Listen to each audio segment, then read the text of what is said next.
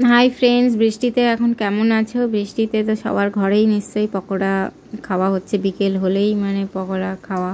তো আমি কিন্তু এটা দুপুরবেলাতেই বানাচ্ছি, চিংড়ি আর মসুর ডাল দিয়ে পকোড়া। চিংড়ি মসুর ডালটাকে আমি 2 ঘন্টা মতনই ভিজিয়ে রেখেছি। আর এর আগে আমি পেঁয়াজ, রসুন আর আদা আর কাঁচা লঙ্কা পেস্ট করে নিয়েছিলাম, সেই মিক্সিতেই মসুর ডালটা বেটে নেব। মসুর ডালে দেখো আমি জল দিচ্ছি না, জলটা ঝরিয়ে ঝরিয়েই দিলাম, আর নুন হলুদ পরিমাণ মতো দিয়ে একবারেই বেটে নেব, এরপরে আর দেব না। তো ভালোভাবে মিক্স হয়ে যাবে। তো দেখো এবারে এটাকে মিক্সিতে পেস্ট করে নেব। তো পেস্টও হয়ে গেছে, বেশি একদম মিহি করে নিই, মিহি করলে বড়াটা ক্রিস্পি হয় না, মানে মুচমুচে হয় না। তাও আমার একটু মিহি হয়ে গেছে, তবুও ঠিক আছে, খুব বেশিও হয়নি। তো একটা বাটিতে পুরোটা নিয়ে নিলাম ডাল, আর যেটা বেটে রেখেছিলাম মশলাটা, পেঁয়াজ, রসুন, আদা আর কাঁচা লঙ্কা, সেটাও দিয়ে দিলাম। আর এর আগে থেকে তো আমার নুন হলুদ দেওয়াই আছে, ওই জন্য আর দেবো না। আর তার সাথে রাখা ছিল চিংড়ি মাছ, কুচো চিংড়ি মাছ। তো সেই চিংড়ি মাছটাও আমি দিয়ে দিলাম, ভেজে রাখা ছিল, খুব বেশিও না। আর এরপরে দিয়ে দেবো একটু বেশি করে কাঁচা কুচোনো পেঁয়াজ। তো পেঁয়াজটা বেটেও দিয়েছি, আবার কুচিয়েও দিচ্ছি, তো এতে টেস্টটা আরও বেশি ভালো হয়। এর মধ্যে দিলাম গোটা কালো জিরে আর গোটা জিরে, আমার ভালো লাগে এটা খেতে।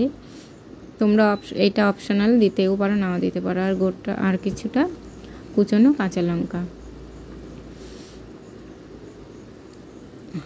তো এটাকে ভালো করে মিশিয়ে নিলাম। মেশানো আমার হয়ে গেছে, দেখো একদম শক্ত শক্তই আছে, বেশি একটু নরম না। এবার কড়াইতে তেল গরম হয়ে গেছিলো, কড়াইতে তার আগে আমি মাছটা একটু ভেজে নিয়েছিলাম, সেই জন্যে এমনি সেই মাছ ভাজার তেলেই আছে। তেলে আবার তেল দিয়ে বড়াগুলোকে সব ছেড়ে দিলাম। আর এই বড়াতে বেশি খুব পরিমাণ তেল দিলে দিতে পারো, কিন্তু আমি দেই না, আমি এইভাবেই বানাই। দেখো তেই খুব সুন্দর করে বানানো হয়ে যাচ্ছে, ভাজা হয়ে যাচ্ছে। তেল বেশি দিলে সেটা থেকে গেলে পরে তো ইউজ করা উচিতই না, ইউজ করলে তো তাহলে তো দোকান থেকে খাওয়ার মতনই হয়ে গেল, তাই না? তেলটাতে বারবার ভেজে নিলে সে তেলটা তো খারাপ হয়ে যায়। তো দেখো এইভাবে এক ব্যাচ ভেজে আমি দেখালাম, এইভাবে পরপর যত পুরোটাই ভেজে নেব। আর এটা ভাজতে খুব তাড়াতাড়িও হয়ে যায়, দেরি হয় না।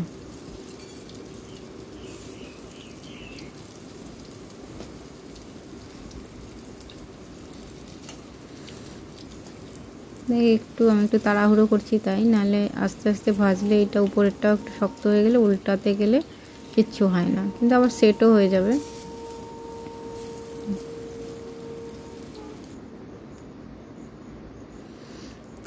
তো দেখো সমস্ত পকোড়াগুলো, মানে ডালের বড়াগুলো একদম লাল লাল করে ভেজে নিলাম।